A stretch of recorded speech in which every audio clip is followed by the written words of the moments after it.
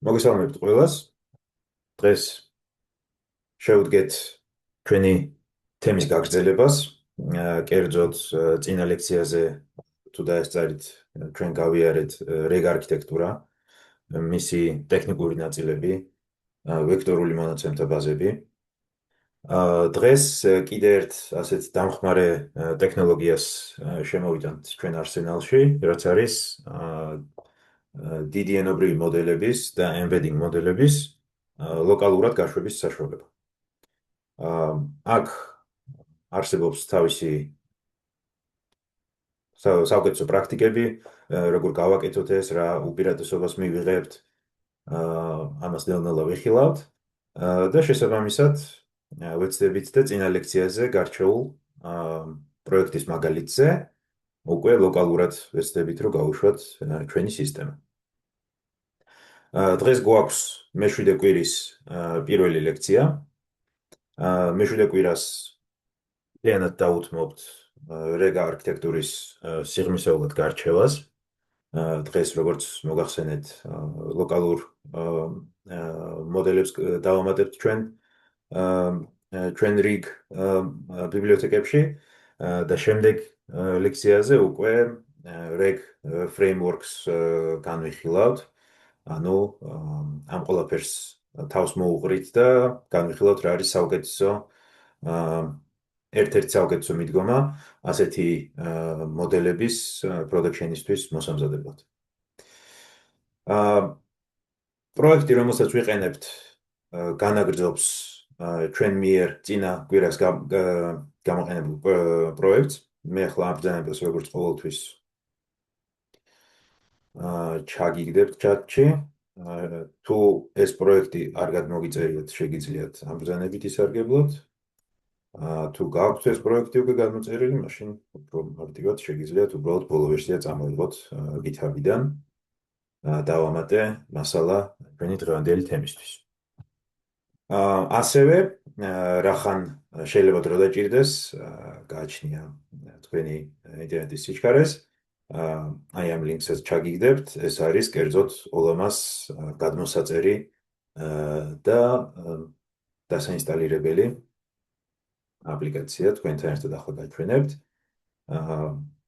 თუ სწორად მახსოვს, დაახლოებით 1 გიგაბაიტია და უბრალოდ რომ დრო მოვიგოთ, სანამ პრაქტიკულ ნაწილზე გადავალთ და თუ გინდათ რომ პარალელურად თქვენს მიყვეთ, შეგიძლიათ ეს გადმოწეროთ.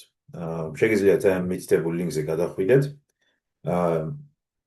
და გადმოწეროთ თქვენთვის სასურველი ვერსია, იქნება ეს macOS, Linux თუ Windows-ი. გადმოწერა უნდა ავტომატურად დაიწყოს, რის მერეც თქვენ გადმოწერილ ფაილებში ნახავთ ოლამას საინსტალაციოს და შეგიძლიათ გაუშვათ და დაინსტალიროთ. დღეს ძირითად ნაწილს დავუთმობთ ასეთი ლოკალურად გაშვებული დიდი ენობრივი მოდელების მაგალითს. რა მოდელები გვაქვს ხელმისაწვდომი, როგორ დავამყაროთ კავშირი და მივიღოთ ინფორმაცია კერძოდ ოლამასგან დღეს. ეს არ არის ერთადერთი მეთოდი ამ მიზნის მისაღწევად, ჩვენ ახლა ამას შევხედავთ. თუმცა, ასე ვთქვათ, როდესაც თქვენი პროექტი იმყოფება რაღაც პროტოტიპის ფაზაში, ან გაინტერესებთ სხვადასხვა დიდი ენობრივი მოდელები ერთმანეთს შეადაროთ, საკმაოდ ფართოდ გამოყენებული მიდგომა არის და იმედია მოგცემთ საშუალებას, რომ უფრო მარტივად შეძლოთ ესეთი ლოკალური ექსპერიმენტების ან დეველოპმენტის წარმოება. კარგით, იმედია შეძელით გამოწერის დაწყება, თუ ცადეთ. და მოკლედ აგიხსნით რა მოცემა გვიდგას წინ. ოლამა არის იდეაში ინტერფეისი, რომელიც აერთიანებს სხვადასხვა ენობრივ მოდელებთან ურთიერთობას. გვაძლევს საშუალებას, რომ ლოკალურად გადმოვწეროთ და გავუშვათ ეს მოდელები. ეს მოიცავს მათ წონებსაც, თუ საჭიროა embedding მოდელებსაც, ეს შეიძლება იყოს ვიზუალური ან ვიდეო მოდელებიც. ანუ ფაქტობრივად გაერთიანებულ ინტერფეისს გვთავაზობს იმისთვის, რომ გამოვიყენოთ ეს დიდი ენობრივი მოდელები ჩვენ პროექტში. ჩვენ აქამდე განვიხილეთ მაგალითები, სადაც ჩვენ OpenAI API-ის გამოყენება გვჭირდებოდა, სადაც მოგესალმებით API key არის საჭირო, რომლის გამოყენებასაც თავისი ხარჯები მოყვება. თუმცა არსებობს ალტერნატივა, როდესაც ჩვენ ყველა არა, მაგრამ საკმაოდ ბევრი და ძლავრი მოდელი შეგვიძლია ოლამას მეშვეობით გადმოწეროთ და გავუშვათ ჩვენივე სისტემაზე. და ფაქტობრივად ოლამა გვაძლევს command line interface და ასე Python-ის ბიბლიოთეკას, რომელიც ამ ურთიერთობას გვიმარტივებს და საერთო გაერთიანებულ ინტერფეისს გვთავაზობს. აი მაგალითად რო შევხედოთ ჩვენი წინა ლექციაზე გარჩეული Rega არქიტექტურის მაგალითზე, სადაც ჩვენ გქონდა საკმაოდ ბევრი ნაბიჯი, იქნებოდა ეს დოკუმენტების დაყოფა, ემბედინგების გამოთვლა, ვექტორულ მონაცემთა ბაზაში ჩაწერა, შემდეგ ამ ემბედინგების ისევ გამოყენება იმისთვის, რომ query-ის ტრანსფორმაცია გავაკეთოთ და შემდეგ პასუხი დავაგენერიროთ. ჩვენ ხედავთ, რომ ასე ვთქვათ, ეს იქნება ეს embedding მოდელი თუ დიდი ენობრივი მოდელი, განუყოფელი ნაწილი არის ამ არქიტექტურის. embedding-ის შემთხვევაშიც, გენერაციის შემთხვევაშიც ჩვენ გვიწევდა OpenAI API-ის გამოყენება და ფაქტიურად შეგვიძლია ეს ორი კომპონენტი ჩავანაცვლოთ ოლამას მეშვეობით. რა პრობლემებს გვიჭრის ეს? პირველ რიგში ალბათ ეს არის ინფორმაციის პრივატულობის უკეთ გადაჭრა. ჩვენ, როდესაც ასე ახლოს და მჭიდროდ მუშაობთ მომხმარებლის მონაცემებთან, იქნება ეს რაიმე ფაილები, პრომპტი, რომელსაც იუზერი იყენებს. არის დიდი რისკები, რომ მათში აღმოჩნდეს იუზერის ან კომპანიის ასე ვთქვათ, გზნობიარე ინფორმაცია. ასეთი ინფორმაციის API-ით თუნდაც გაგზავნა, დამუშავება რიგ შემთხვევებში შეიძლება იყოს დაუშვებელი შეთანხმების დამრღვევი, ან ყოველ შემთხვევაში რისკის მატარებელი. როდესაც ჩვენ გვაქვს საშუალება, რომ ეს მოდელები ლოკალურად გავუშვათ, იქნება ეს თქვენ development laptop-ზე ან სერვერის მანქანაზე, ყველა ეს ბრძანება მუშავდება ლოკალურად. ჩვენ გვაქვს საშუალება, რომ ეს მოდელები ვამუშაოთ ჩვენ გარემოში და ინფორმაცია ფაქტობრივად არ ტოვებს სერვერის გარემოს ან ინფრასტრუქტურას. ოლამას შემთხვევაში ამის ყველაფერის ის გვეხმარება ამ მოდელების მენეჯმენტში, გადმოწერაში, ინტერფეისის მოწოდებაში, ასე მარტივი საფეხური არის, რომ ჩავამატოთ ჩვენ არსებულ პროექტებში და ამას დღეს ვიხილავთ პრაქტიკულ მაგალითზე, რომ უბრალოდ დავიწყოთ ასეთი მოდელების გამოყენება. ფასის დაზოგვა, მართალია ჩვენ აღარ მოგვიწევს OpenAI-ის ან იქნება ეს ნებისმიერი სხვა მოდელის პროვაიდერის API-ის ფასის დაფარვა, თუმცა მეორე მხრივ, ისევ ჩვენ ინფრასტრუქტურას უნდა ვამუშავებდეთ, ეს ნიშნავს, რომ ეს შეიძლება იყოს ტექნიკურად bottleneck-ი, თუ რამდენი მონაცემების ბრძანების დამუშავება შეგვიძლია, ან რამდენად დიდი მოდელების გაშვება შეგვიძლია, თუმცა უპირატესობის მხარეს ვიღებთ იმას, რომ ბევრად უფრო იაფად და იზოლირებულად ლოკალურად შეგვიძლია იგივე ამოცანები გადავჭრათ. Latency reduction, ანუ მოთხოვნის დაგვიანება, ჩვენ ფაქტობრივად გვიწევს დიდი მონაცემების, ეს შეიძლება იყოს პრომპტი, ან დაგენერირებული ტექსტი, ან ფაილები, ან მედია, იქნება ეს ატვირთვა თუ ჩამოტვირთვა, API-ში უნდა გავატაროთ ფაქტობრივად. იმით რომ ამას ყველაფერს ვაკეთებთ ლოკალურად, ჩვენ ვზოგავთ ამ დროს და bandwidth-ს და ფაქტობრივად გვაქვს საშუალება, რომ უფრო სწრაფად დავაბრუნოთ პასუხი იუზერთან. თუმცა აქ უნდა გავითვალისწინოთ, რომ თვითონ request response-ის latency-ს შეიძლება ვამცირებთ, თუმცა მოდელის წარმოდობა გააჩნია, რა ყველა მოდელს ვიყენებთ და როგორ hardware-ზე, ესეც შეიძლება ფაქტორი იყოს საბოლოო დროის, თუ რასაც ვანდომებთ მთელ request-ს. და customization, რომ ჩვენ ფაქტობრივად სხვადასხვა მომწოდებლის, სხვადასხვა მოდელი შეგვიძლია გამოვიყენოთ, სხვადასხვა embedding ფუნქციას დავაერთოთ და ფაქტობრივად უფრო მეტი მოქნილობის საშუალება გვეძლება, როდესაც ამ solutions ვიყენებთ. ანუ ფაქტობრივად ოლამა გვიჭრის ასეთ რამდენიმე ამოცანას. როგორც არის მოდელებთან ურთიერთობა, ჩვენ აქამდე მხოლოდ OpenAI მოდელებთან ურთიერთობდით პრაქტიკულ პროექტებში. დღეს ვიხილავთ, რომ ფაქტიურად ვზრდით ჩვენ არსენალს, შეგვიძლია ნებისმიერი ხელმისაწვდომი მოდელი გამოვიყენოთ. მათ ექნებათ გაერთიანებული ინტერფეისი. ჩვენ შეგვიძლია ისინი მართოთ იმის დამიხედვით, თუ რომელი მოდელები გამოვიყენოთ, ან გადავაბათ ერთმანეთს. და პერფორმანს ოპტიმიზაცია იმ კუთხით, რომ API-ის დაგვიანების მომენტს ფაქტობრივად შეგვიძლია უგუნებელოთ. რამდენიმე use case-ი შეიძლება გქონდეს ამ მიდგომას, როგორც უკვე ვახსენე, ეს არის development და ტესტირება. თუმცა ამას მინდა ასევე დავურთო, რომ იქნება ეს დემოები, იქნება ეს ჩვენი სწავლისთვის ან საექსპერიმენტოდ, კარგად გამოდგება იმ კუთხით, რომ შეგვიძლია ვცადოთ ჩვენი პროექტი ან კოდი საერთოდ მუშაობს თუ არა, რა სირთულეებს შეიძლება წააწყდეს და ფაქტობრივად ეს გვიმარტივებს მთელი ამ ექსპერიმენტის setupს. და ასევე მონაცემების უსაფრთხოებაც ჩვენ აღარ გვიწევს მონაცემების გაგზავნა API-ში ან მასთან დაკავშირებული ნებისმიერი სირთულე. რა თქმა უნდა, ამას მოყვება რაღაც სისტემური მოთხოვნებიც.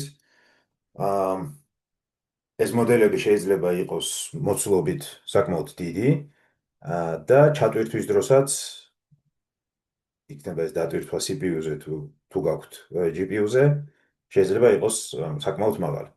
გააჩნია რა მოდელებს გამოვიყენებთ, ჩვენ გადავხედავთ რა მოდელები გვაქვს არჩევანში და რა მახასიათებლები აქვთ მათ. თუმცა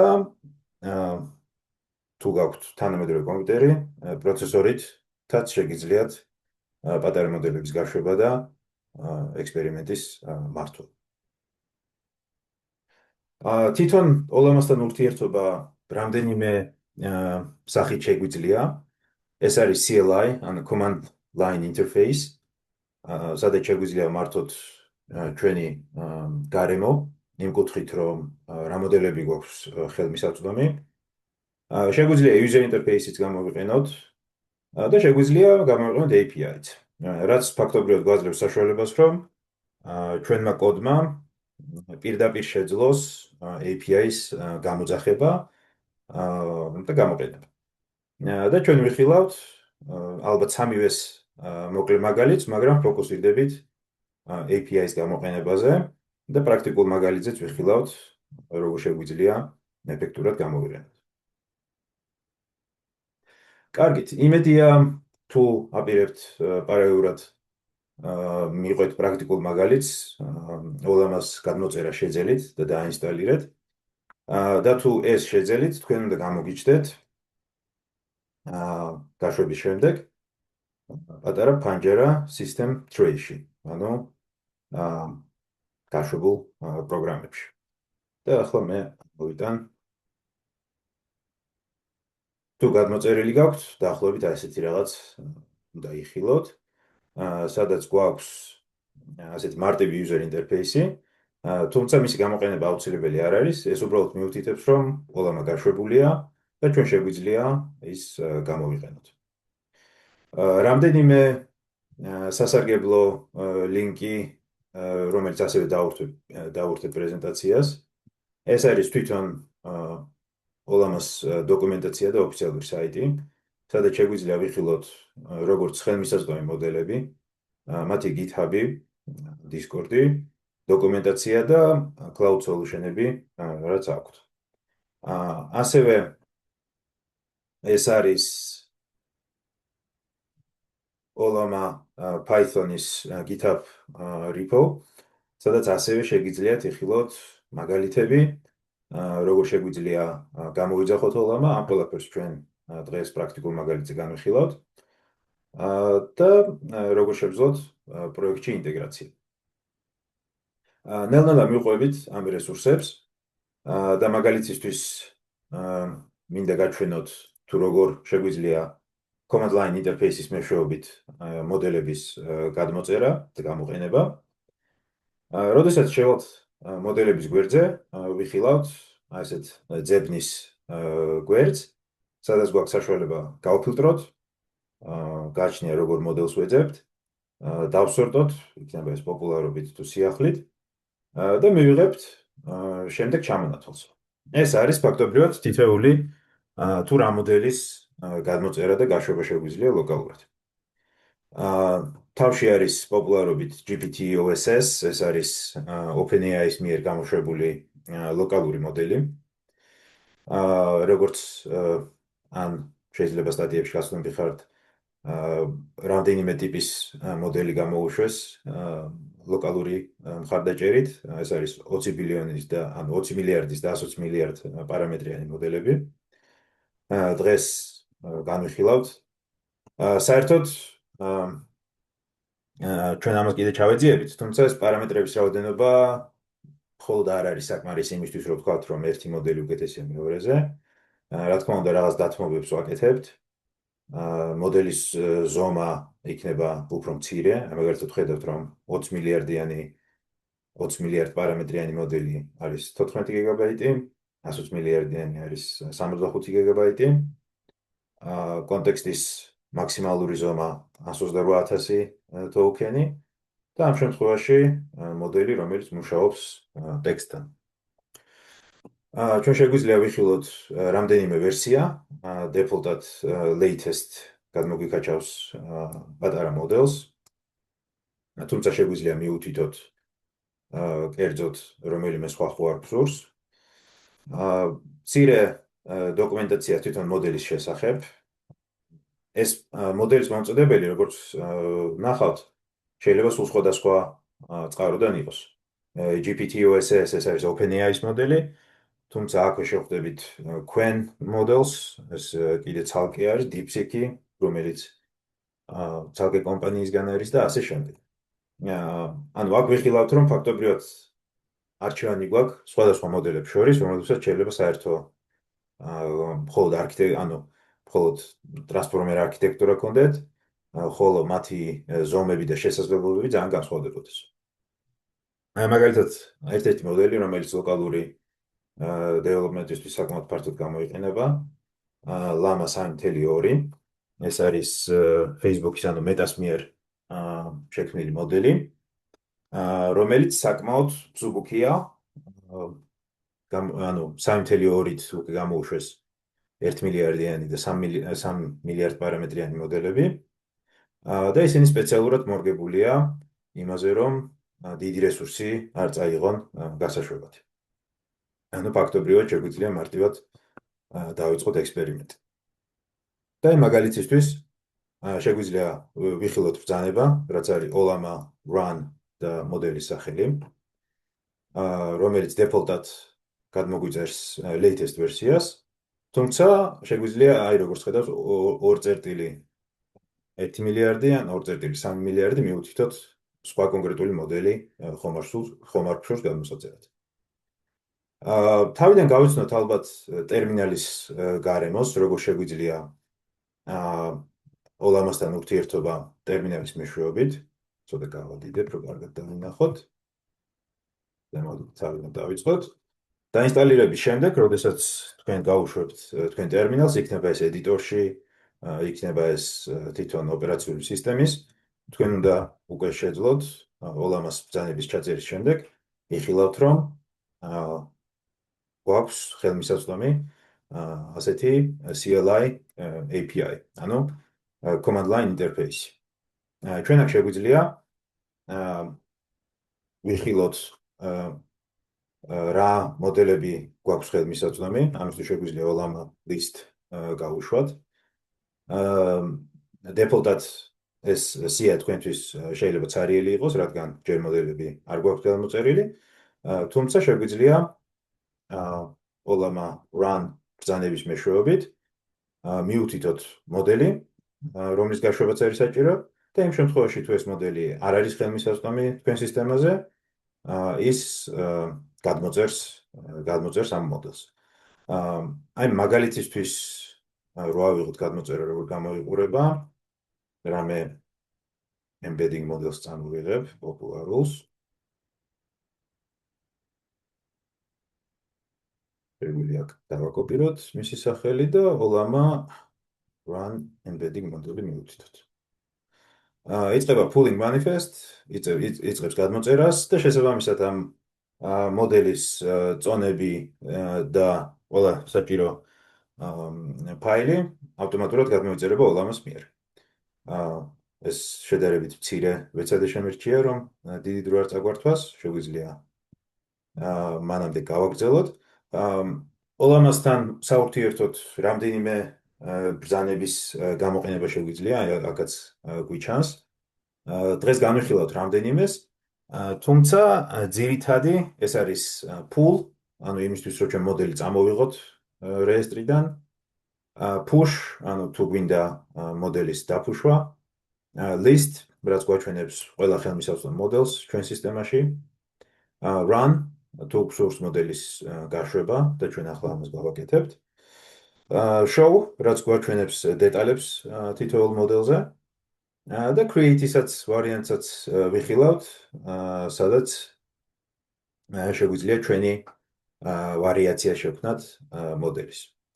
არის ასევე ბრძანებები, როგორც არის მაგალითად rem, remove, თუ გვსურს მოდელის წაშლა, PS, მაგალითად ჩამოსვლა იმ მოდელების, რომლებიც ახლა გაშვებულია, CP, მოდელის დაკოპირება და ასე შემდეგ.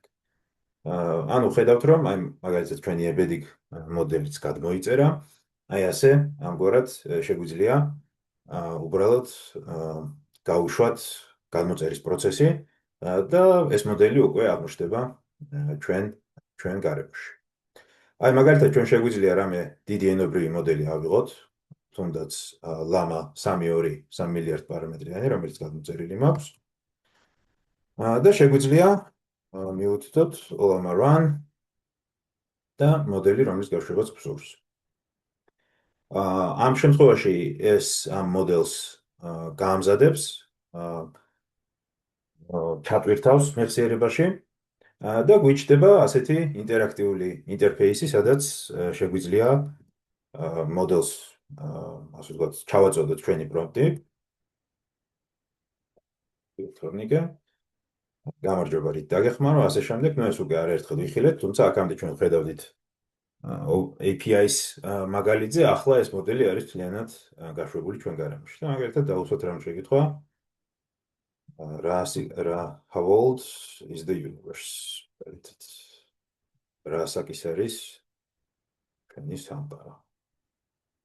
და ასე შემდეგ გვიპასუხებს 13.8 მილიარდი წელი, ანუ რაღაც ესე ძირითადი ცნობა ცოდნა ენციკლოპედიური ამ ჩვენ მოდელს გააჩნია. გამოსასვლელად შეგვიძლია exit გამოვიყენოთ. თუმცა ერთ წამს კიდე რაღაც მინდა დამეჩვენებინა, ჩვენ შეგვიძლია show info ბრძანების მეშვეობით ვიხილოთ რა მოდელთან გვაქვს ურთიერთობა. ახლა დაახლოებით აგეხსნით ეს ათითაოთ ეს კომპონენტები რას ნიშნავს. როდესაც მაგალითად llama-ს მოდელზე გავუშვებთ show info ბრძანებას, ჩვენ გვიჩანს შემდეგი ველები. ანუ პირველ რიგში რა მოდელთან გვაქვს ურთიერთობა. ამ შემთხვევაში როგორც ვახსენე, llama 3.2 არის ოპტიმიზირებული, ასე ვთქვათ, მსუბუქ გარემოებზე გასაშვებად. თუმცა მაგალითად რო ვიხილოთ llama 3.1, ეს შეგვიძლია უცებ გავაკეთოთ. მაგალითის იბატონ 3.1 ხედავთ, რომ აქ დიდი მოდელებიც გვაქვს, მაგალითად 8 მილიარდ პარამეტრიანი, 70 და 405. ანუ რეალურად მხოლოდ მოდელის სახელი ჯერ არ ნიშნავს იმას, თუ რა მოდელთან გვაქვს საქმე, ამასთან ერთად უნდა გავითვალისწინოთ პარამეტრების რაოდენობაც. პარამეტრების რაოდენობა გამომდინარეობს იქიდან, თუ რამდენად დიდი ტრანსფორმერ ქსელი არის გამოყენებული ამ მოდელის უკან. იმედია გახსოვთ, ჩვენ 2-3 ლექციის წინ განვიხილეთ ეს არქიტექტურა. და ფაქტობრივად ეს რიცხვი მიუთითებს, რამდენი ცვლადი პარამეტრისგან შედგება ეს ქსელი. ანუ რამდენი დასწავლადი პარამეტრი გააჩნია მას. ანუ ფაქტობრივად შეგვიძლია წარმოვიდგინოთ, რომ ჯამში ეს იქნება ეს ნეირონული ქსელის თუ attention მექანიზმის წონები რო გავითვალისწინოთ, ჯამში ამდენი პარამეტრის გასწორება დაზუსტება დაჭირდა ამ მოდელის გაწვრთნას. აქვე გვიჩანს context length, რომელიც ამ შემთხვევაში არის 131,000. ანუ ჯამურად რამდენი თოუქენის ჩაწოდება შეგვიძლია მოდელზე. შეგახსენებთ, რომ როდესაც საუბარი გრძელდება, ჩვენ წინა ასე ვთქვათ, საუბრის ან ისტორია, ან შეჯამებაც უნდა დავურთოთ იმისთვის, რომ მოდელს ჰქონდეს კონტექსტური ინფორმაციაც. ამიტომ არის, რომ ფაქტობრივად მოდელს რაზეც ვესაუბრებით, რა თქმა უნდა, ჩატის მიმდინარეობასთან ერთად ეს ცოდნა მატულობს, თუმცა ეს ცოდნა მხოლოდ აღბეჭდილია ამ ჩატის ისტორიაში. ის არ შედის მოდელის წონების შეცვლაში, ასე ვთქვათ, მოდელი არ იცვლება, ეს უბრალოდ არის სესია, რომელიც ამ ჩატის მასშტაბით არსებობს. და ამ შემთხვევაში ჩვენი ჯამური ეს კონტექსტის სიგრძე რაც შეგვიძლია გამოვიყენოთ, არის 131,000 თოუქენი, ანუ უხეშად ამდენი სიტყვა. თვითონ embedding length, ანუ რა ზომის embedding მოდელს იყენებს ეს დიდი ენობრივი მოდელი. ამ შემთხვევაში გვაქვს 3072 განზომილებიანი embedding მოდელი და კვანტიზაცია. ამ შემთხვევაში ხედავთ Q4KM. ეს ტექნიკური საკითხი შეგიძლიათ ჩაეძიოთ, თუმცა მარტივად აგიხსნით, ეს არის მეთოდი, რომლითაც ვამცირებთ მოდელის ზომას და ვცდილობთ მინიმალური დანაკარგებით გავაკეთოთ ეს. ანუ ჩვენ ვიხილეთ, რამდენად დიდი არქიტექტურები შეიძლება იყოს ტრანსფორმერ არქიტექტურები. აქაც ხედავთ 3.2 მილიარდ პარამეტრთან გვაქვს საქმე. და კვანტიზაცია გვაძლევს საშუალებას იმისა, რომ უფრო მცირე ზომის ცვლადები გამოვიყენოთ თითოეული პარამეტრისთვის. შესაბამისად დავთმოთ ასე ვთქვათ, რიცხობრივი აწილადური გაფართოება და მეორე მხრივ მოვიგოთ მოცულობაში. შევამციროთ მოცულობა, შევამციროთ დატვირთვა ჰარდვერზე, მოთხოვნა და შესაბამისად შევინარჩუნოთ მოდელის მაქსიმალური პერფორმანსი. ამ შემთხვევაში Q4 ნიშნავს, რომ 4 ბიტიანი აწილადი რიცხვებით ოპერირებს ჩვენი ქსელი, ანუ დეფოლტად double ან float ცვლადი შეიძლება 32 ან 64 ბიტიანი იყოს. ამ შემთხვევაში მათ დაიყვანეს 4 ბიტზე, რაც რა თქმა უნდა დრამატულად ამცირებს მოდელის მოცულობას და ასე ვთქვათ, უფრო ეფექტურად შევძლებთ ასეთი მოდელის გამოყენებას ლოკალურ გარემოში. შესაბამისად, ამიტომაც არის ეს ჩვენი 3.2 მოდელი, ლამას მოდელი, ასე ვთქვათ, ასე ადვილად გასაშვები ცეცხლის ნებისმიერ კომპიუტერზე. რა თქმა უნდა, ეგ ფარდობითია. შესაბამისად, სულ პროცესორზეც შეიძლება პრობლემები შეგვიქმნას, ან გენერაციის სისწრაფე დავთმოთ, მაგრამ ყოველ შემთხვევაში ასეთი ოპტიმიზაციით ეს მოდელები უფრო ხელმისაწვდომი ხდება. კიდე რამდენიმე მაგალითი, რაც მინდა გაჩვენოთ ოლამას საიტზე, ჩვენ გვაქვს ასევე ვიზუალური მოდელებიც. ანუ მოდელები, რომლებიც შეგვიძლია სურათზე ან ვიდეოზე ვამუშავოთ. ერთ-ერთი მაგალითი ესეთ გავრცელებული მოდელის და სხვებსაც ვეხილავთ, არის ლავა. რამდენიმე მაგალითს დღეს პრაქტიკულზე ნახავთ. ანუ იმის თქვა მინდა, რომ ოლამა მხოლოდ ტექსტის გენერაციისთვის არ გამოიყენება, აქ ფაქტობრივად დიდი არჩევანი გვაქვს მოდელების. შეგვიძლია იგივე embedding მოდელები გამოვიყენოთ, რასაც აქამდე წინა ლექციაზე OpenAI embedding მოდელს ვიყენებდით ეგეც შეგვიძლია ჩავანაცვლოთ და ფაქტობრივად ვამუშაოთ ჩვენ ლოკალურ გარემოს. ამის მაგალითსაც ვიხილავთ. და ამით შეგვიძლია გადავიდეთ ჩვენ პრაქტიკულ პროექტზე. ცოტა გავადიდებ. თუ გადმოწერთ ბოლო ვერსიას, იხილავთ, რომ ახალი ფოლდერები 6 და 7 დაემატა პროექტს და დღეს მათ განვიხილავთ.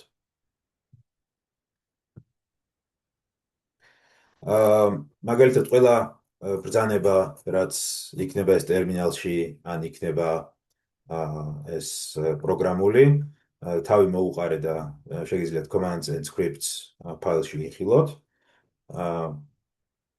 სხვადასხვა ტერმინალის ბრძანებები, რამდენიმეს კიდე განვიხილავთ და შემდეგ ვიხილავთ, როგორ შეგვიძლია იგივე გავაკეთოთ Python-ის მეშვეობით და შემდეგ ვიხილავთ, როგორ შეგვიძლია ეს გამოვიყენოთ ჩვენ პროექტებში. აი მაგალითად, ჩვენ ედიტორის ტერმინალიდან შეგვიძლია იგივე გავაკეთოთ, ულამა list, ვიხილავთ რა მოდელები გვაქვს ხელმისაწვდომი. შეგვიძლია აქედან გაშვებაც, ჩატიც, როგორც უკვე ვიხილეთ, აი მაგალითად ახლა გავაკეთებ ლავა რომ გაჩვენეთ ასეთი image მოდელი, ის გავუშვათ.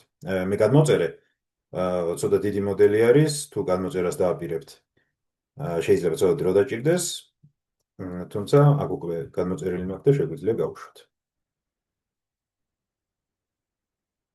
აი ამ მოდელის მაგალითზე შეგვიძლია ვიხილოთ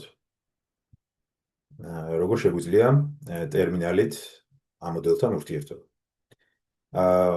ჩვენ ახლა უკვე ვიმყოფებით იმ ფოლდერში, სადაც ჩვენი პროექტი არის განლაგებული და შეგვიძლია შემდეგნაირი პრომპტი დავუსვათ, რახან ვიზუალურ მოდელთან გვაქვს საქმე. მაგალითად აგვიხსენი ამ სურათზე რა ხდება. და მივუთითოთ მაგალითად ერთი სურათი, რომელიც დავურთე პროექტს. ამას მე გაჩვენებთ. თუ სწორად მახსოვს. კი ბატონო, დაინახა. ახლა განვიხილოთ რა სურათი გავაგზავნეთ და რა მივიღეთ საფასურად. ანუ შეგვიძლია ჩვენ ესეთი ფოტო ჩავაწოდოთ და კითხვა დავუსვათ ამიხსენი რა ხდება ამ სურათზე. ანუ სურათის ტექსტური აღწერა. სურათზე მოცემული გვაქვს ყვავილი, რაღაცა, ამ ფერის, ამ ტიპის და ასე შემდეგ. კარგი ის არის, რომ არა მარტო ამ ფოტოზე არსებული ობიექტების ამოცანა შეძლო მოდელმა, არამედ ეს კონტექსტი ინახება ამ ჩარტში და ჩვენ შეგვიძლია გავაგრძელოთ ამ თემაზე ისე ურთიერთობა, მაგალითად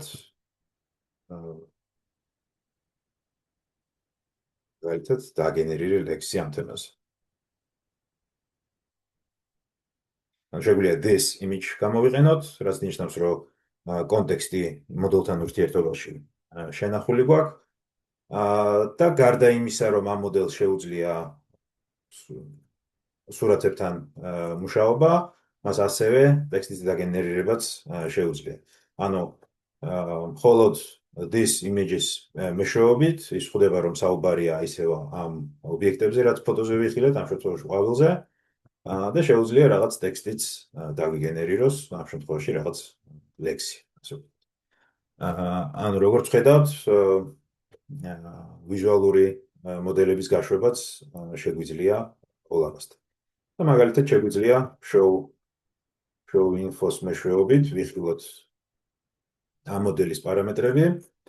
ხედავთ, რომ ლამაზე არის აგებული, lava ქვია, ანუ ფაქტობრივად ეს ვიზუალური ლამას მოდელი, 7 მილიარდ პარამეტრიანი, შემდეგი კონტექსტური სიგრძით, embedding length-ით და კვანტიზაციით.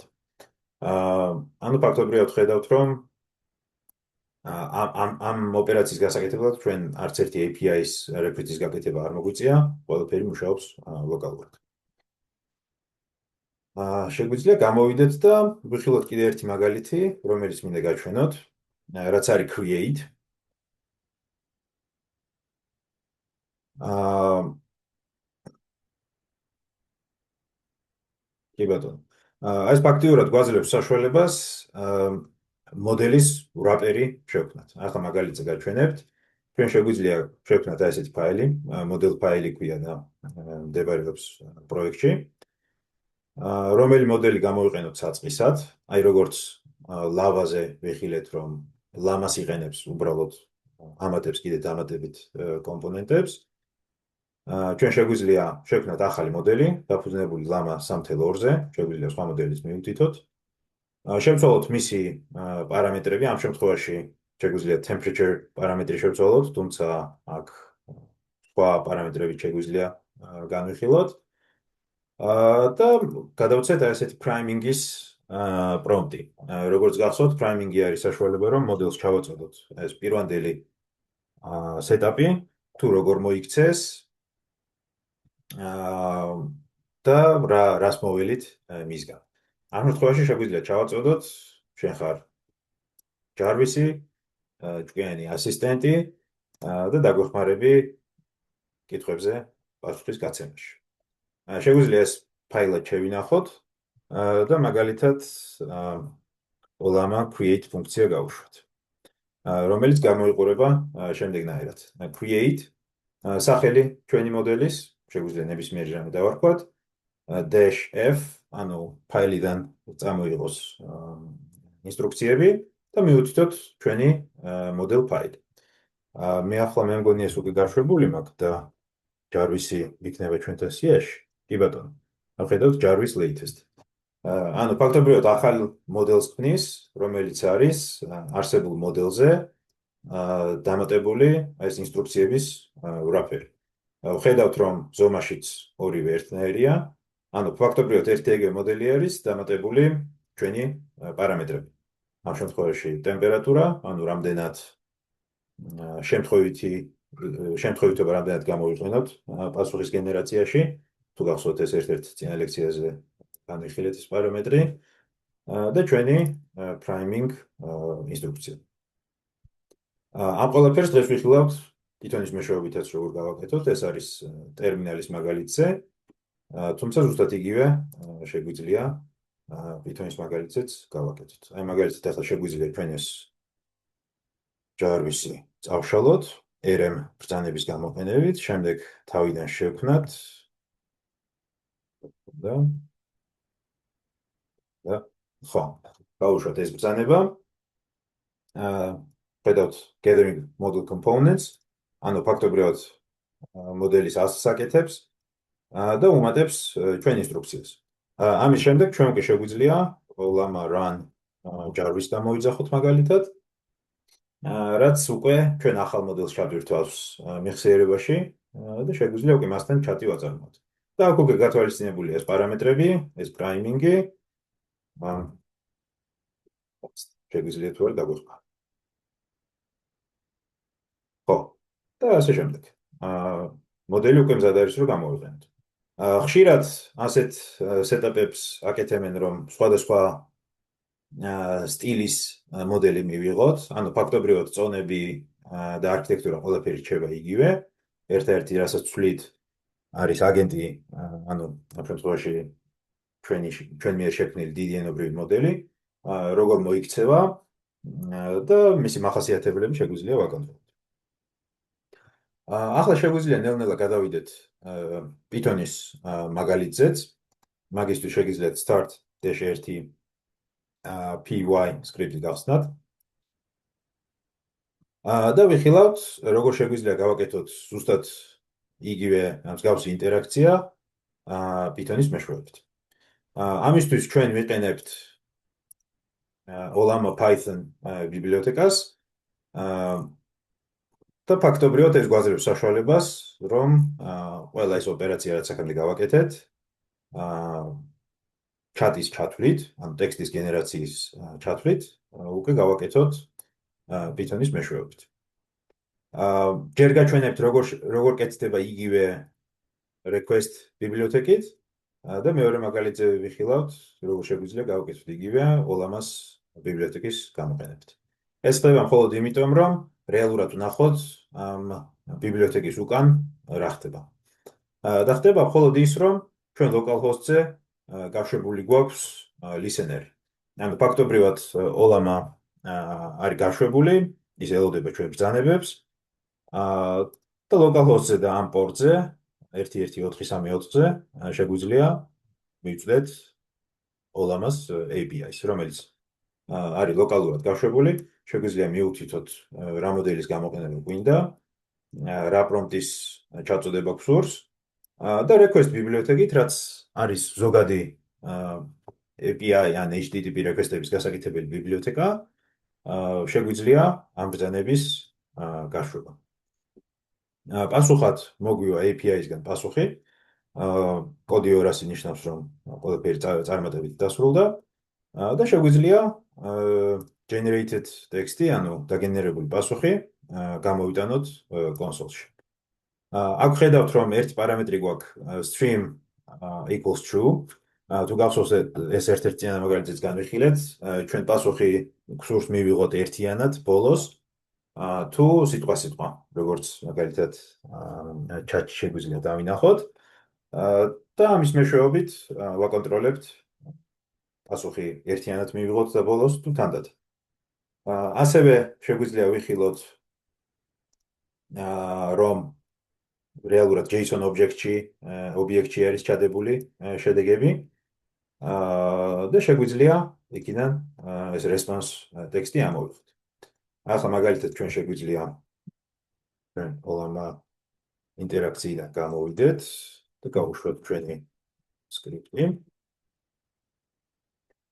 ვიხილოთ რა მოხდება. კი ბატონო, აი ხედავთ, ვიღებთ ინფორმაციის streams და ეს არის ფაქტობრივად პასუხი ჩვენ პრომპტზე. ანუ დამიწერე მოკლე ამბავი, make it funny, კომედიური ჟანრის და ფაქტობრივად მოკლე მოთხრობა დავაგენერირეთ ლამა 3.2-ის გამოყენებით. Once upon a time there was a chicken named Cluck Norris. ესეთი იუმორი აქვს ჩვენ მოდელს. კი ბატონო, თქვენ შეგიძლიათ დააგენერიროთ და გაეცნოთ ამ მოთხრობას. როგორც ხედავთ, ამისთვის ფაქტობრივად არ დაგვჭირდა არანაირი დამატებითი ბიბლიოთეკის გამოყენება. JSON-ის და request ბიბლიოთეკაც არის ბიბლიოთეკები, რომელიც Python-ს დეფოლტად მოყვება. თუმცა ოლამა გვთავაზობს Python-ის ბიბლიოთეკას ამ ოპერაციების გასამართლებლად. ანუ ფაქტობრივად ეს არის wrapper-ი request ბიბლიოთეკაზე, რომ არ მოგვიწვიოს ამ ოპერაციების დაკონკრეტება, ანუ ფაქტობრივად ესეთი interface wrapper-ით გვეხმარება,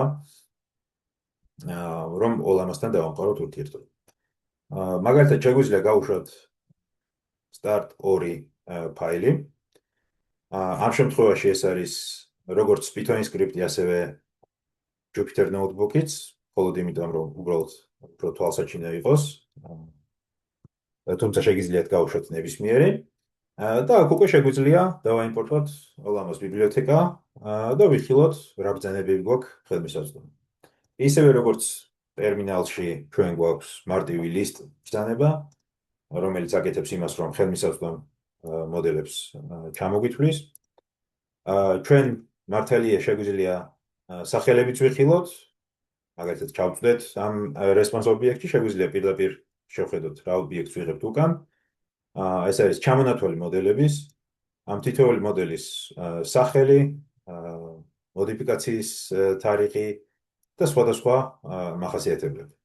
ანუ როგორც ვიხილეთ, რეალურად ამ მოდელებს აქვთ თავისი პარამეტრების რაოდენობა, კვანტიზაციის ლეველი, ანუ რამდენად გამარტივებული მოდელი არის, სხვადასხვა ჰეში, თუ იმისა თუ რომელ ვერსიასთან გვაქვს საქმე, ზომა და ასე შემდეგ.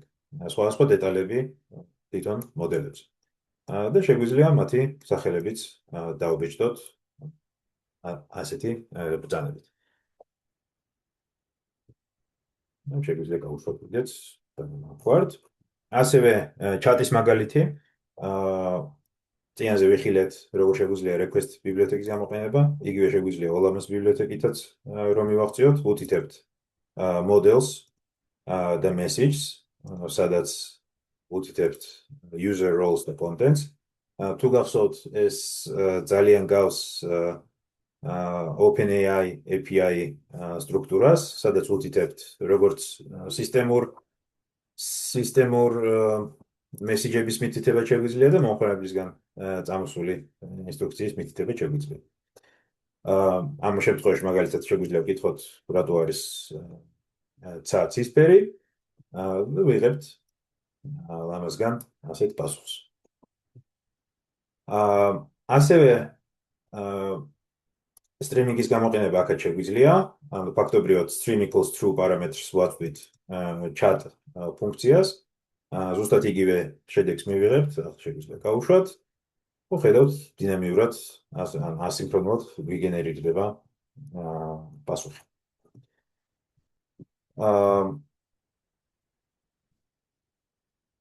ეს ფაქტობრივად იყენებს REST API-ს, რასაც აქამდე ვიყენებდით request ბრძანებით, ფაქტობრივად wrapper-ი არის wrapper-ი არის ჩვენი Python-ის გარემოსთვის. გვაქვს ასევე ფუნქცია generate, რომელიც chat-ისგან განსხვავებით, ოდნავ განსხვავდება ინტერფეისი. აქ პირდაპირ მოდელი და პრომპტი გვაქვს, ანუ როლის მითითება აღარ გვჭირდება. თუ ჩვენი მიზანია უბრალოდ კონტენტის გენერაცია და chats და ასე ვთქვათ, chat-ის სტრუქტურას არ ვიყენებთ, შეგვიძლია უბრალოდ generate გამოვიყენოთ და შედეგად ამ მაგალითისთვის იგივე შედეგიც მივიღოთ. კი ბატონო. Model show, ანუ როგორც გამოვიძახეთ ტერმინალში, ისიც ხელმისაწვდომია Python-ის ბიბლიოთეკიდან. ისევე როგორც ჩვენ შევქმნით ჩვენი ასისტენტი მოდელი, იგივეს გაკეთება შეგვიძლია აქაც. იქ თუ იყო ტერმინალის ბრძანება create, აქ გვაქვს მეთოდი create, სადაც უთითებთ მოდელის სახელს. From, ანუ საწყისად რომელი მოდელი გამოიყენოს. ჩვენ system prompts, მაგალითად ჩვენ ხარ ჩვენი ასისტენტი და ასე და ამგვარად. და პარამეტრი, ამ შემთხვევაში შეგვიძლია ტემპერატურა მივიცნოთ, ან რაიმე სხვა. ან ფაქტობრივად ზუსტად იგივეს ვაკეთებთ. უბრალოდ Python-ის ბიბლიოთეკის მეშვეობით და ამის შემდეგ უკვე generate-ში შეგვიძლია ჩვენი მოდელი გამოვიყენოთ ასე პირდაპირ. ანუ ფაქტობრივად კოდის მეშვეობით შეგვიძლია მთელი ეს pipeline გავიმეოროთ. და ასე ამგვარად შეგვიძლია მოდელიც წავშალოთ. ანუ ფაქტობრივად ხედავთ, რომ იგივე ფუნქციონალი გვაქვს ხელმისაწვდომი, როგორც ტერმინალით ურთიერთობისას. შემდეგ შეგვიძლია გადავიდეთ მესამე სკრიპტზე, start 3 vector.db LLM. ეს ფაქტობრივად არის ჩვენი წინა ლექციაზე განხილული მაგალითის გაგრძელება. ოღონდ იმ შემთხვევაში თუ ვიყენებდით OpenAI embedding ფუნქციას და გვიწევდა API keys ჩაწოდება, ამჯერად ჩვენ ჩავანაცვლებთ და ოლამას embedding ფუნქციას გამოვიყენებთ. ანუ ფაქტობრივად იგივე პროექტს გავუშვებთ უკვე იზოლირებულად API-სგან. შეგვიძლია მოკლედ მიმოვიხილოთ ეს კოდი. შედარებისთვის OpenAPI keys ტვირთავ, თუმცა ახლა ეს უნდა გადავარქვათ, არასწორი სახელი არის. თუმცა მისი გამოყენება აღარ დაგვჭირდება. ანუ აი მაგალითად მე გაჩვენებთ როგორ გამოიყურებოდა ეს კოდი, რომ OpenAI API გამოგვეყენებინა. ხედავთ, რომ ChromaDB-ის ფუნქციებიდან ვიყენებდით OpenAI embedding functions, რომელსაც ჭირდებოდა API key და ვუთითებდით models. ამ შემთხვევაში ჩვენ უკვე API keys მითითება აღარ გვჭირდება. Chroma embedding-ი უკვე გვაწვდის ოლამა embedding functions, რომელსაც შეგვიძლია მივუთითოთ რა მისამართი გამოიყენოს. ამ შემთხვევაში ეს იქნება ჩვენი localhost-ი და default port-ი და რომელი მოდელი გამოიყენოს. ჩვენ შეგვიძლია ამ მოდელის მითითება, იმიტომ რომ ჩვენ ოლამაში ეს embedding მოდელი უკვე ჩამოტვირთული გვაქვს. ოლამლის შეგვიძლია შევხედოთ nomic embedding text latest 254 მეგაბაიტიანი მოდელი. თუმცა არ ვართ ვალდებული რომ მხოლოდ ეს გამოვიყენოთ. ჩვენ ლექციის დასაწყისის დროს გადმოწერეთ სხვა embedding ფუნქციაც. შეგვიძლია შევხედოთ თუ რა ფუნქცია არის ეს. 300 მილიონი პარამეტრიანი მოდელი Google-ისგან სხვადასხვა benchmark-ებზე როგორ მუშაობს, training dataset-ი და ასე შემდეგ. შეგვიძლია მეტი ინფორმაციაც მივიღოთ მის შესახებ. ანუ ფაქტობრივად ჩვენ ასე მარტივად იგივენაირი ინტერფეისით შეგვიძლია ვესაუბროთ როგორც nomic embedding ფუნქციას, იქნება ეს Google-ის მიერ შექმნილი ფუნქცია, ანუ ფაქტობრივად მხოლოდ სახელის მითითება გვხვდება. დანარჩენი თუ წინა პროექტს მიყვებოდით არის ზუსტად იგივე, ჩვენ ვქნით ჩვენი ვექტორული ბაზის კლას, ამ შემთხვევაში ეს იქნება persistent client, რაც ნიშნავს, რომ მონაცემთა ბაზისთვის საჭირო ფაილებს არა მარტო მეხსიერებაში, არამედ ჩვენ hard disk-ზეც შეგვინახავს ჩვენი მონაცემთა ბაზა აი ამ ფოლდერში. კოლექციის სახელი და რომელი embedding ფუნქცია გამოიყენოს. შეგვიძლია ჩვენი ოლამა embedding ფუნქცია მივუთითოთ. დანარჩენი რჩება ზუსტად იგივე. ჩვენ თუ გახსოვთ, ან შეგახსენებთ, ტვირთავთ დოკუმენტებს, რაც იყო სხვადასხვა სტატიები ინტერნეტიდან წამოღებული, რომელიც წინა ლექციაზე განვიხილეთ, პირველ რიგში დავაინდექსოთ, embedding ფუნქციაში გავატაროთ და მონაცემთა ბაზაში ჩავწეროთ. დეტალურად აღარ გავივლი, მაგრამ ეს წინა ლექციაზე უკვე დავფარეთ და ფაქტიურად დანარჩენი კოდი არ გვეცვლება.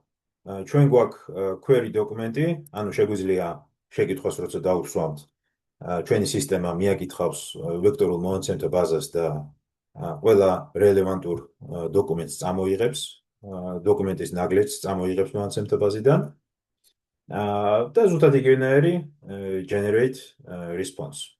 ამ შემთხვევაში ეს OpenAI klienti ეს ასე დარჩა, თუმცა ეს შეგვიძლია მარტივად ჩაანაცვლოთ, რომ მარტო embedding მოდელი კი არ გამოვიყენოთ, არამედ LLM მოდელიც გამოვიყენოთ ჩვენი ოლამადან.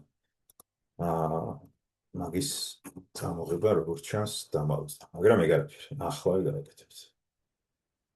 ესე უფრო საინტერესოც არის.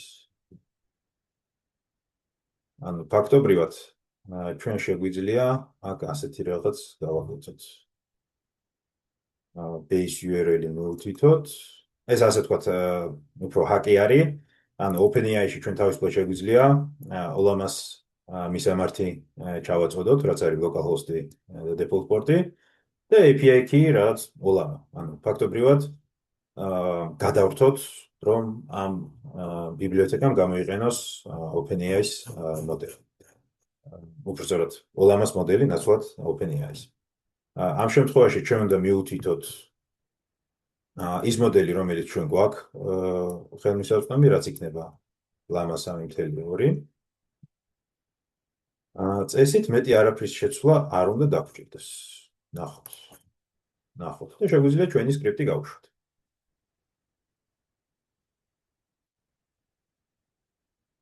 Start-ს.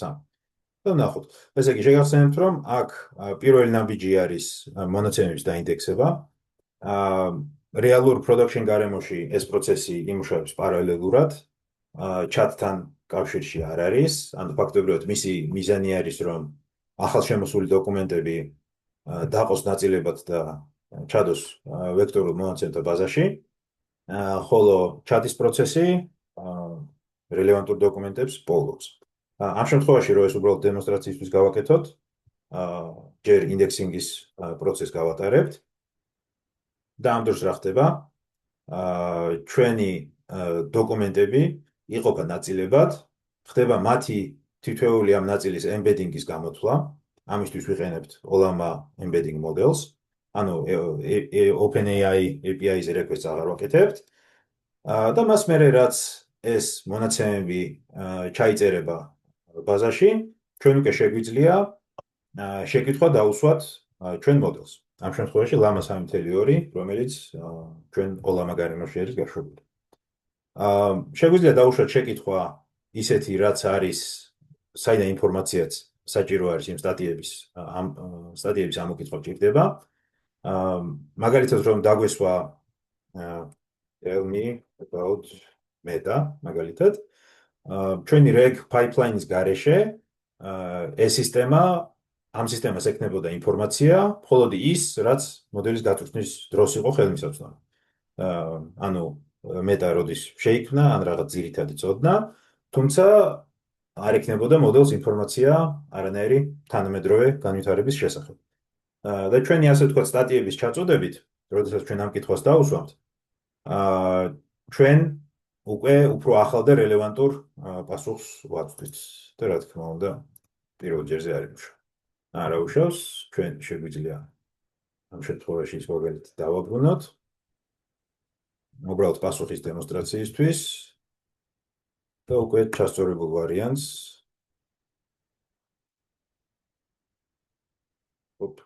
about me დაგვინდა. დაინდექსება აღარ გვჭირდება.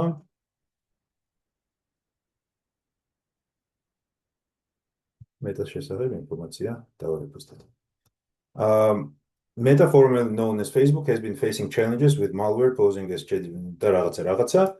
ანუ ფაქტობრივად, ჩვენ რო ჩავხედოთ ჩვენ სტატიებს, ეს ინფორმაცია წამოღებულია უკვე ახალი ინფორმაციიდან. ანუ ახალი სტატიებიდან. კონკრეტულად რომლიდან არ მახსოვს, თუმცა რო გადავხედოთ, აქ ჩამონათვალშიც არის. ანუ რომელი სტატიებიდან წამოიღო დამატებითი ინფორმაცია და ფაქტობრივად გვიხსნის ამ ახალ ინფორმაციას გვაწვდის მოდელი და შესაბამისად გვაქვს წყაროც, ანუ რომელი დოკუმენტებიდან წამოიღო ეს ინფორმაცია. როგორც წინა ლექციაზე ვახსენე, ეს არის ძალზედ მნიშვნელოვანი, როდესაც გვჭირდება პასუხში გავაკეთოთ ციტირება. ანუ ზუსტად რა დოკუმენტებიდან არის პასუხი წამოღებული, ეს ამყარებს შედეგის სანდოობას და შეგვიძლია, ასე ვთქვათ, ჯაჭვი ავაგოთ ჩვენი ინფორმაციის თუ როგორ აღმოჩნდა ჩვენ პასუხში. კარგით, ამით შეგვიძლია მე-6 ფოლდერი ასე თუ ისე ჩავხსნათ. მე აქ სხვა მაგალითებიც მაქვს, თქვენ შეგიძლიათ მათ გაეცნოთ. თუმცა მე მინდოდა დღეისთვის მეჩვენებინა, ასე ვთქვათ, ამ ყველაფერს თავი რომ მოუყაროთ, როგორ შეგვიძლია საბოლოო reg pipeline-ი, ასე ვთქვათ, ცოტა უფრო production დონეს მიუახლოვოთ და ვნახოთ, როგორ მუშაობს ის. ამისთვის შეგვიძლია გადავიდეთ მე-7 ფოლდერზე, სახელად reg. და ამ შემთხვევაში მოდით მე ჯერ პროდუქტს გავუშვებ, პროექტს გავუშვებ, რაც მოგცემს საშუალებას რომ ნახოთ რა ფუნქციონალს მივიღებთ. და შემდეგ შეგვიძლია კოდი გავარჩიოთ და ვნახოთ როგორ შეგვიძლია გავაკეთოთ იგი. Streamlit ბრძანება გვინდა, ამ ყველაფერს აღიხსნით. შეგვიძლია ამ ბრძანებით გავუშვათ. ვიღებთ ასეთ user interface, რომელიც გაშვებულია localhost-ზე, Streamlit-ის მეშვეობით. ანუ ესე ვთქვათ, ესეთი მარტივი Streamlit user interface-ი გვაქვს მიღებული, სადაც შეგვიძლია ჩვენთვის სასურველი დოკუმენტი ავტვირთოთ. ამ შემთხვევაში PDF-ი. გვაქვს რამდენიმე ამოსარჩევი, ანუ GPT-4 გამოვიყენოთ თუ Llama 3, OpenAI embedding-ი გამოვიყენოთ Chroma თუ Nomic embedding-ი, რომელიც ჩვენ Ollama-ზე მუშაობს. მაგალითისთვის შეგვიძლია ჩავტვირთოთ რამე PDF დოკუმენტი, ეს ასევე დავურთე ჩვენ პროექტს. ის შეგვიძლია დავაპროცესოთ. და შემდეგ უკვე ჩვენ დოკუმენტზე ინდექსირებულ დოკუმენტზე დაყნობით კითხვა დავუსვათ. მაგალითად, შემიჯამე summarize the problem challenges. მაგალითად, რაღაც შეკითხვა დავუსვათ. ნახოთ რა გვიპასუხა. აჰა, ასეთ რაღაცაზე ინფორმაცია ვიპოვე. კი ბატონო. ეხლა ცოტა უფრო ზოგადი შეკითხვა დავუსვათ.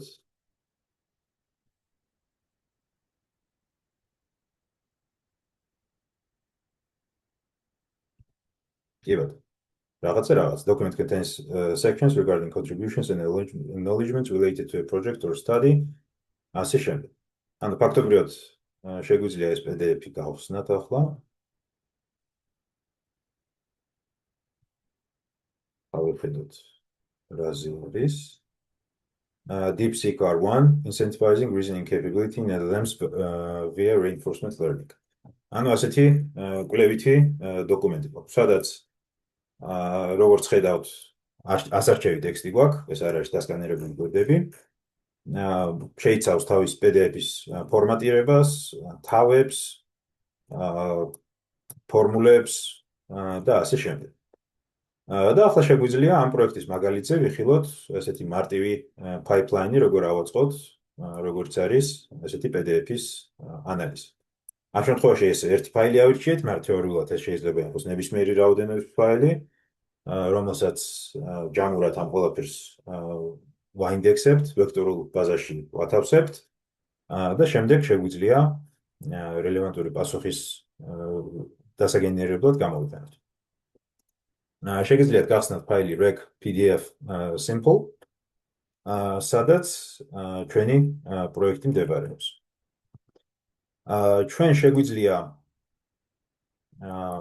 ისევ და ისევ ეს ჩვენ წინა პროექტში გამოვიყენეთ, ჩავტვირთოთ OpenAI API key, ანუ ფაქტობრივად აქ ფუნქციონალი გვაქვს, რომ შეგვიძლია გადავვრთოთ ერთიდან მეორეზე. გვინდა OpenAI GPT-4 მოდელს გამოვიყენებთ, გვინდა Llama 3 მოდელს გამოვიყენებთ. ანუ ფაქტობრივად გვეძლება საშუალება, რომ რამდენიმე გენერაციის საშუალება გქონდეს, ან embedding-ის გამოთვლის და საშუალება გქონდეს ამ რამდენიმე პასუხის ერთმანეთთან შედარების. ეს გვაძლევს იმის საშუალებას, რომ უფრო ოპტიმალურად შევარჩიოთ ჩვენი ამოცანისთვის, რომელი მოდელი უკეთ მუშაობს და ასე ვთქვათ, benchmarking საშუალებას გვაძლევს. შეგვიძლია მივუთითოთ, რომელი დიდი ენობრივი მოდელები ჭირდება, რომ გქონდეს, ასე ვთქვათ, აღრიცხვაში. რა embedding მოდელები შეგვიძლია გამოვიყენოთ. ერთი იქნება OpenAI-ის text embedding 3 small, რაც API-ს გამოიძახებს. ერთი იქნება Chrome-ას embedding-ი, რაც default-ად მას მოყვება, როგორც ხედავთ, განზომილებით საკმაოდ პატარა არის, თუმცა მარტივი გამოყენებაში და უფასო. ან შეგვიძლია Nomic-ი გამოვიყენოთ. Nomic-ი ამ შემთხვევაში იქნება ჩვენ Llama-ზე მომუშავე. დავხურავ. და აი ხედავთ, რომ Nomic-ი გვაქვს ხელმისაწვდომი და შეგვიძლია ის გამოვიყენოთ.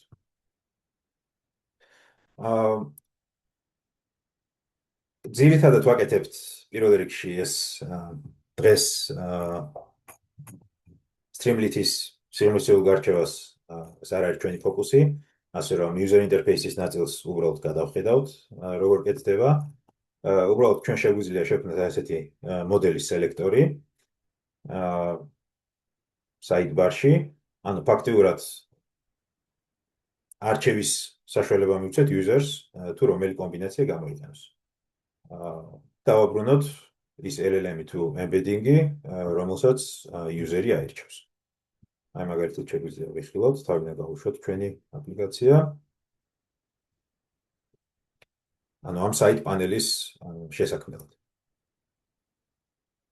და შეგვიძლია ავარჩიოთ რომელი გამოვიყენოს. და ნახავთ, რომ როდესაც ახალს ვირჩევთ, ჩვენ მიერ ესეთი აღწერა და საიდან მოგვაქვს, გვიჩანს labels-ში. ფაქტობრივად შეგვიძლია ვაჩვენოთ users რომელ LLM მოდელს თუ embeddings იყენებს. შემდეგ გვაქვს მარტივი PDF პროცესორი.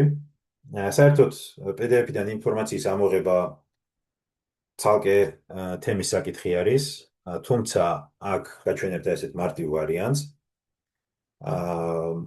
მოგეხსენებათ, PDF შეიძლება იყოს სხვადასხვა ფორმატის.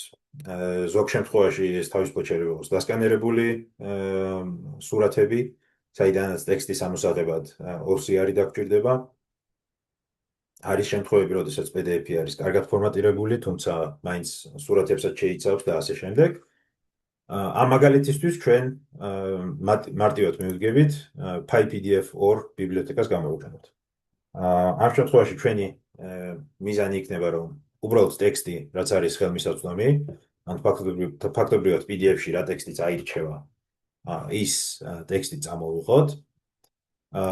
დანარჩენი მსგავსად წინა მაგალითის დავყოთ ეს ტექსტი ნაგლეჯებად და მოვათავსოთ ვექტორულ ბაზაში.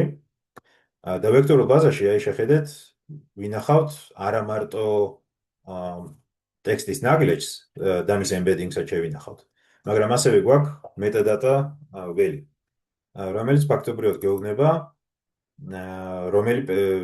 აქ ვინახავთ, რომელი PDF-დან არის ეს ნაგლეჯი. რომ შევძლოთ უკან გავატაროთ ეს ჯაჭვი და გავიგოთ პასუხის რა ნაწილი რომელ დოკუმენტს მიეკუთვნება. და რეალურად თვითონ simple reg system კლასი, სადაც რომელსაც ჩავაწოდებთ აი embedding და LLM models, რომელიც ავარჩიეთ ჩვენ user interface-ში.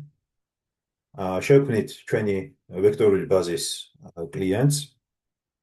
ვაკეთებთ setup embedding function, რაც იქცევა შემდეგნაირად. თუ OpenAI აირჩია user-მა, მაშინ ვაკეთებთ OpenAI embedding function-ის ტიპის კლასის შექმნას, უთითებთ API keys, მოდელის სახელს, nomic-ის არჩევის შემთხვევაში უთითებთ OLAMA embedding ფუნქციას და Chrome-ს default-ის შემთხვევაში უთითებთ ეს embedding functions თვითონ Chrome-ს კლასი არის, რომელიც შეიცავს ასე ვთქვათ default embeddings, რომელსაც არც OLAMA ჭირდება, არც OpenAI, თუმცა არის შედარებით პატარა მოდელი. ანუ ფაქტობრივად აქ ვაკეთებთ გადართვას თუ embedding ფუნქციის, ანუ ჩვენი კლასის embedding ფუნქცია, რომელ embedding კლასს უყურებს და გამოიყენებს. შემდეგ ვაკეთებთ LLM-ის setup-ს, იგივენაირად შეგვიძლია OpenAI-ის მეშვეობით გავაკეთოთ ეს request-ი და API keys გამოყენებით, ან შეგვიძლია base URL, ანუ ჩვენი OLAMA გამოვიყენოთ ამ ფუნქციისთვის.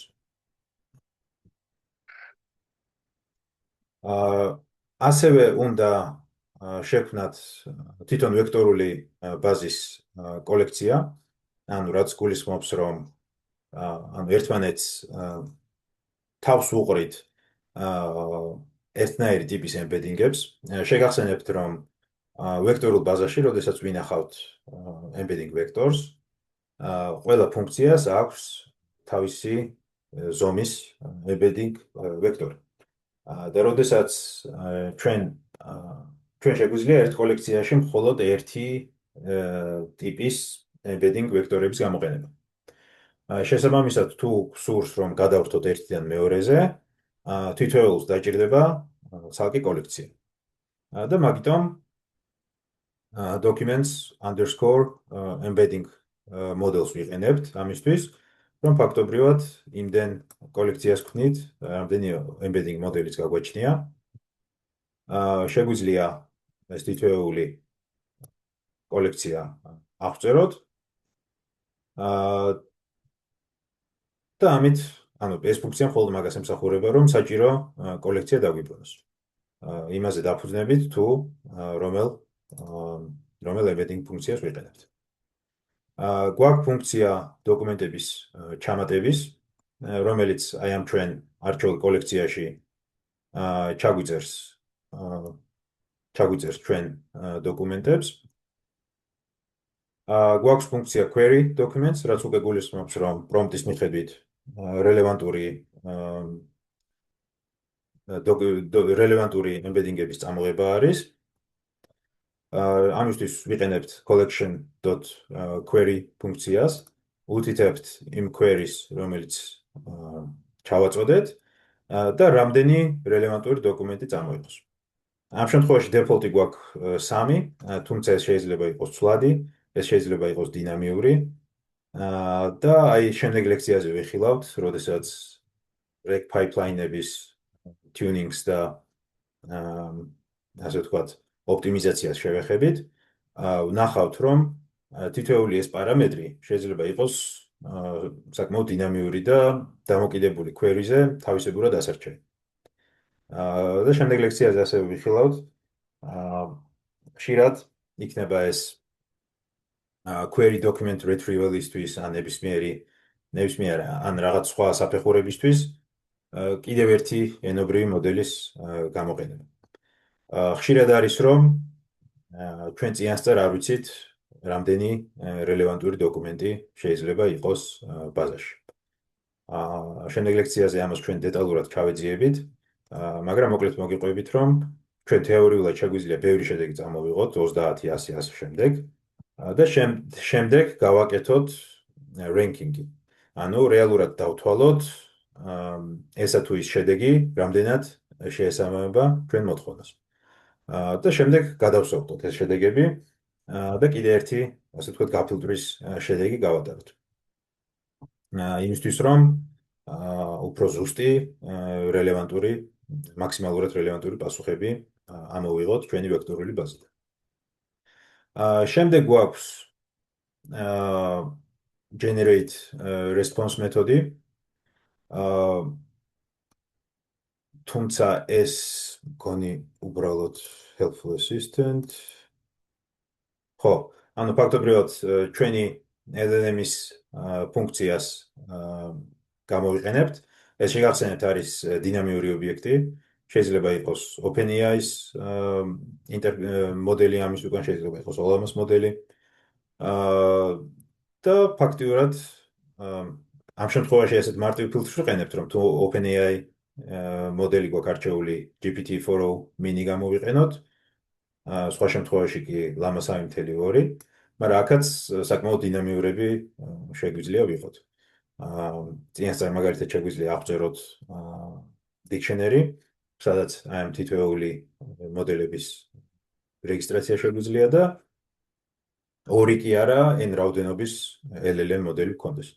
ასევე არის აქ მარტივად შეცვლა შეგვიძლია გავაკეთოთ იმის, რომ ერთი კი არა, n რაოდენობის გენერაცია გავაკეთოთ. ანუ თითოეული მოდელი გაგვცემს პასუხს და მერე შეგვიძლია შევადაროთ. ამ დემოსთვის გვაქვს მხოლოდ ერთი მოდელის შედეგის წამოღება. და get embeddings info ეს უბრალოდ ასე ვთქვათ, user-ისთვის გვაჩვენებს, ხო, რომელ embedding მოდელს ვიყენებთ ამჯერად. მე მხოლოდ იმას ემსახურება, რომ user interface ამზადებს, Streamlit-ი გვაძლევს საშუალებას, რომ ეს ვიზუალური კომპონენტები შედარებით მარტივად ავაწყოთ. მაგალითად, თუ თქვენ პროექტისთვის ჯერ დემო ვერსიაზე არ დაგიწყეთ მუშაობა, თავისუფლად შეგიძლიათ ეს Streamlit-ის მაგალითი გამოიყენოთ, იმისთვის, რომ უბრალოდ მარტივი სადემონსტრაციო შედეგი მიიღოთ, თუ რისი მიღწევა გსურთ. ისევ და ისევ ახლა user interface კერძოდ არ ჩავუღრმავდები, იმიტომ რომ ეს კიდე ცალკე თემა არის და ამ შემთხვევაში ჩვენ საკმაოდ ესეთ მარტივ generic user interface ვიყენებთ. თუმცა შეგიძლიათ თავისუფლად გაეცნოთ ამას და მსგავსი გამოიყენოთ. კი ბატონო. ახლა შემიძლია ამას მე თან დავურთე ჩვენი არქიტექტურის დიაგრამაც. შეგვიძლია ვიხილოთ ჩვენი reg pipeline-ი როგორ მუშაობს. ინდექსირების ნაბიჯი, რომელიც ვახსენე, ეს არის დოკუმენტების ჩატვირთვა, embedding მოდელის არჩევა, იქნება ეს OpenAI-ის Chroma-ი თუ Nomic, რომელიც ოლამაზე არის გაშვებული. და მათ შედეგს ვინახავთ ჩვენ Chroma DB-ში. ჩვენ გვაქვს საშუალება, რომ vector similarity search-ით, ანუ ჩვენი Chroma-ს ვექტორული ძებნის გამოყენებით ვიპოვოთ რელევანტური დოკუმენტები შემომავალი შეკითხვისთვის. ავიღოთ top k related chunks, ანუ top 3 რელევანტური დოკუმენტი და პრომპტში ჩავაწოდოთ შეკითხვაც და რელევანტური დოკუმენტებიც ჩვენი დიდი ენობრივი მოდელისთვის. დიდი ენობრივი მოდელისთვის, როგორც ვიხილეთ, ორი ვარიანტი გვაქვს, OpenAI-ის GPT-4, ოლამაზე გაშვებული Llama მოდელი და მივიღოთ საბოლოო პასუხი. შესაბამისად, ჩვენ მეტადატაშიც გვაქვს, ანუ როდესაც წამოვიღეთ ვექტორული ბაზიდან რელევანტური ჩანკები, ნაგლეჯები, ასევე გვაქვს სახელი, თუ რომელი PDF დოკუმენტიდან არის ისინი წამოღებული. ამ შემთხვევაში გვაქვს ერთი PDF დოკუმენტი, ასე რომ ძალიან მრავალფეროვანი ინფორმაციას მაქედან ვერ მივიღებთ.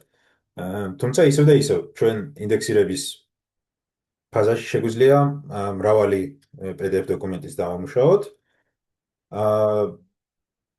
და ფაქტობრივად ეს შედეგი უკვე გამოვიტანოთ user interface-ისთვის, user interface-ზე, ან მომხმარებისთვის. შეგვიძლია ისევ შევხედოთ, როგორ გამოიყურება ეს. გამიხსნის? კი ბატონო. შევადეთ შეგვიძლია შევხედოთ. აი მაგალითად შეგვიძლია მოდით Llama ავირჩიოთ და Nomic. ისე ამით არ გამიშვია იმედი იმუშავებს. მივუთითოთ ჩვენი დოკუმენტი. ახლა ჩვენი ვექტორული ბაზის კოლექცია იმის გამო, რომ ჩვენ ახალი embedding გამოვიძახეთ, აქამდე ჩვენ OpenAI ქონდა გამოძახებული, ახლა Nomic-ი გამოვიძახეთ, ახალი კოლექცია შეიქმნებოდა ახალი სახელით და მხოლოდ Nomic-ის embedding-ები იქნება შეგნით ჩაწერილი. წარმატებით დასრულდა დაინდექსება და შემიჯამე ეს დოკუმენტი.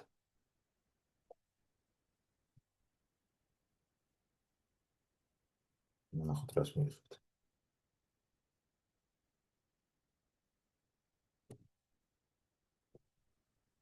The document discusses the evaluation framework for a language model called DeepSeek R1. It explains which benchmark datasets are used, as shown here, as ამგვარად. ანუ ფაქტობრივად ავაწყეთ ფაილის ანალიზის დიდი ენობრივი მოდელი, რომელიც მთლიანად მუშაობს ჩვენ კომპიუტერზე. არის უფასო, შეგვიძლია გამოვიყენოთ ამა თუ იმ დოკუმენტისთვის. საშინაო დავლევებს არ გაძლევთ, მაგრამ რო გაძლევდეთ, გეტყოდით, რომ ამ სკრიპტს დაამატეთ სურათების დამუშავების ფუნქცია. ჩვენ ვიხილეთ, რომ ოლამაში გვაქვს მოდელი Lava, რომელსაც შეუძლია სურათების ანალიზი. რამდენად კარგად მუშაობს გრაფიკებთან და მათემატიკურ დიაგრამებთან, ესეც შეგვიძლია ვნახოთ, გამოვიკვლიოთ. რამდენად გამოსადეგია ეს მოდელი და მაგალითად, აი, მოგცემთ ასეთ დავალებას, რომ ამოვიღოთ არა მარტო ტექსტი, არამედ როგორ მოვახერხოთ, რომ ამოვიღოთ ასევე PDF-ის სურათები. ხო, მაგალითად რაღაც ასეთი. ამისთვის selfie ჩავაწოდოთ, PDF ფაილი ჩავაწოდოთ. რაღაც ვარიანტს გვთავაზობთ, თუმცა აქ ვხედავთ, რომ თვითონ PyPDF ORS აქვს იმის ფუნქცია, რომ სურათები წამოიღოს. ამ შემთხვევაში ეს იქნება კერძოდ სურათის ობიექტი, არა ტექსტი ან რაიმე რაც სურათზე წერია, არამედ თვითონ სურათის ობიექტი. იმისთვის, რომ ეს ფუნქციონალი ასევე დავამატოთ, ჩვენ დაგვჭირდება კიდევ ერთი embedding ფუნქცია, იმიტომ რომ ჩვენ მაგალითში გამოყენებული embedding ფუნქციები მუშაობენ ტექსტთან. დაგვჭირდება კიდე ერთის ჩამატება. მაგისთვის შეგვიძლია აი აქ მაგალითად წავიდეთ. ან აქ ან Hugging Face-ზე ვიპოვოთ embedding ფუნქცია, რომელიც სურათებთან იმუშავებს და მისი გამოყენებით უკვე ის ვექტორები ჩავდოთ ჩვენ ვექტორულ მონაცემთა ბაზაში. თეორიულად ჩვენ ესეთი მარტივი დამატებით შეგვიძლია შექმნათ სურათების extraction, ანუ სურათების ამოღების ფუნქცია დავამატოთ ჩვენ პროდუქტს. ამის გარდა მაგალითად კიდე სხვა ტიპის დამატება შეიძლება, მაგალითად PDF image OCR. რა თქმა უნდა ეს OCR შეიძლება რაღაც სახის არსებობდეს, მაგრამ ყოველ შემთხვევაში თავი ამ გადაჭრის ამოცანა იქნება, რომ სურათიდან ტექსტი როგორ წავიკითხოთ. ალბათ ონლაინად შეხვდებით, მაგრამ შემიძლია დავურთო, არის ამისთვის შეიძლება ისევ ლავას გამოყენებაც, ანუ ჩვენ პრომპტში ვუთითებთ ფოტოს და ვეუბნებით, რომ ტექსტი ამოგვიღოს, თუ შეუძლია. ლავას გარდა არის ასევე სხვა მოდელებიც, რომლებიც OCR-ზე არის სპეციალიზირებული. თუმცა იხილავთ, რომ ესეთი დამატებებით და iterაციული განვითარებით შეგვიძლია გავზარდოთ ჩვენი reg არქიტექტურის შესაძლებლობა. ხო, ეს მაგალითისთვის. თავისუფლად შეიძლება ამის ასე ვთქვათ გაგრძელება. ჩვენ შემდეგ ლექციაზე ვიხილავთ, რომ ამგვარად reg pipeline-ის აწყობა კი არის შესაძლებელი, თუმცა ფაქტობრივად ყოველ ჯერზე ველოსიპედის აწყობა გვიწევს 0-დან. არსებობს reg framework-ები, იქნება ეს LangChain-ი, reg anything და კიდე სხვა მრავალი, რომელიც frameworks გვაძლევს ასეთი pipeline-ების ადვილად ასაწყობად. შემდეგ ლექციაზე ჩვენ ასეთ pipelines განვიხილავთ. და შესაბამისად კიდე ერთი ნაბიჯით მივუახლოვდებით იმას, რომ ესეთი reg არქიტექტურა გქონდეს ხელმისაწვდომი production გარემოში. დამატებითი მასალა, რაც დავურთე, ეს არის საკმაოდ კარგი YouTube პრეზენტაცია Building Production Ready Reg Applications. ასევე Olama Python-ის დოკუმენტაცია, სადაც შეგიძლიათ იხილოთ ის სხვა მრავალი ფუნქციონალი, რაც Olama-ს შეგიძლიათ გამოიყენოთ, თუმცა ძირითადები ჩვენ უკვე ვიხილეთ. ფაქტობრივად შეიძლება ითქვას, რომ იქნება ეს ტექსტის გენერაცია, სურათიდან ინფორმაციის ამოღება, იქნება ეს აზრობრივი თუ OCR-ი და embedding. ეს ძირითადი სამი სცენარი განვიხილეთ. და ამ ყველაფერს უკვე შემდეგ ლექციაზე გავიცნობით და ასე ვთქვათ თავს მოუყრით reg framework-ში. და ფაქტობრივად რაც ეს ნაბიჯების გავლა მოგვიწია, რომ თითოეულ კომპონენტს ასე ვთქვათ 0-დან ვაწყობთ. reg framework-ის შემდეგ ლექციაზე დაგვეხმარება, რომ რეალურად რაც ხდება ამ framework-ის უკეთ გავიგოთ. გვეცოდინება კომპონენტები თუ retrieval-ი რას ნიშნავს, ანუ მაგალითად ვექტორული მონაცემთა ბაზიდან რომ მოგვაქვს შედეგები, რა მოგვაქვს, რელევანტურობას როგორ ვითვლით, მათ გადაწყობას თუ გჭირდება და ვიხილავთ ასევე სხვადასხვა query enhancement მეთოდებს. მოკლედ შემიძლიათ გითხრათ, როდესაც მომხმარებელი ან ნებისმიერი სისტემა swamps prompts ან შეკითხვას, თავისუფლად შეიძლება იყოს, რომ ეს პრომპტი არ არის საკმარისი, არის მშრალი, არ შეიცავს რაღაც ინფორმაციას და შეიძლება არ იყოს საკმარისი ამოცანის ოპტიმალურად გადასაწყვეტად და ვთქვათ, ეს prompt enhancement მეთოდები გვაძლევს საშუალებას, რომ user-ის შეკითხვა გავამდიდროთ, შეიძლება რაღაც ვარიაციები შევქმნათ და რამდენიმე გენერაციის pipeline-ი გავუშვათ. ყოველ შემთხვევაში არსებობს კიდე რიგი ოპტიმიზაციებიც, რაც შეგვიძლია ამ reg frameworks თავზე დავუშვათ. შემდეგ არადა მომავალ ლექციებში უკვე ვიხილავთ ასეთი framework-ი, როგორ შეგვიძლია AWS ინფრასტრუქტურაში შევქმნათ. აა Bedrock-ის, AWS Bedrock-ის გამოყენებით ვიხილავთ რამდენად გვიმარტივებს რაღაც ამოცანებს. რა თქმა უნდა, ფასის ხარჯზე. ყველა cloud სისტემა ამოცანის სირთულეს ცვლის პირად მოგებას თავისთავად. და მაგ მაგალითებს უკვე მომავალ ლექციებზე განვიხილავთ. კარგით, ეს იყო სულ, რაც დღეს მინდოდა მომეყოლა. რა თქმა უნდა, მასალა იქნება ხელმისაწვდომი თქვენთვის და თუ რაიმე შეკითხვებიც გექნებათ, შეგიძლიათ ყოველთვის მომმართოთ.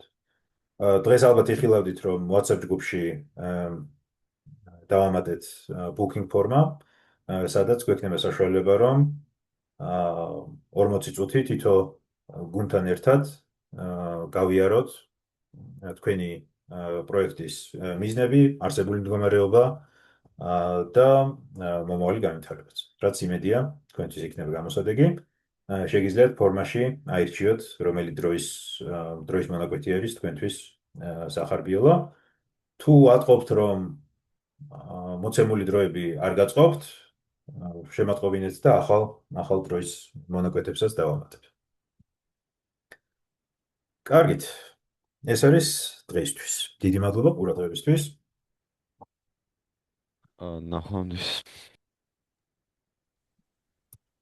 ნახვამდის. მადლობა, ნახვამდის.